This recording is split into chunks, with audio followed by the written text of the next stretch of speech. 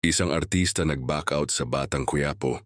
Sa kabila ng lumalaking mundo ng primetime action serye na Batang Quiapo, isa na namang kilalang artista ang biglang nagdesisyon na umatras sa serye. Ready na sana siya para sa isang major role, ngunit nagulat ang lahat ng biglang umatras. Ito bago pa man sumalang sa matitinding eksena. Yun sa bulong-bulungan, nagkaroon na siya ng initial training at workshop. Pero nang makita ang mabibigat na stunts, habulan at barilan, tila nagdalawang isip siya kung kaya ba talaga ng kanyang katawan. Disiplina ang ganitong klase ng proyekto. Kaya bago pa man siya pumasok sa kamera, pinili niyang magsabi ng sorry, pass muna. Dagdag pa ng insiders, hindi daw ito sanay sa mga long hours ng taping at physical demands ng action serye.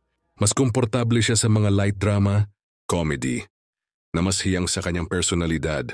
Sayang, dahil malaking exposure sana ito para sa kanya, makakasama na sana niya ang King of Primetime at iba pang bigating bituin ng teleserye. Pero gaya ng sabi ng ilan, mas mabuti nang umatras kaysa ipilit at mapahamak. Ngayon malaking palaisipan sa mga netizens. Sino itong muntik ng sumabak pero umatras din sa huli?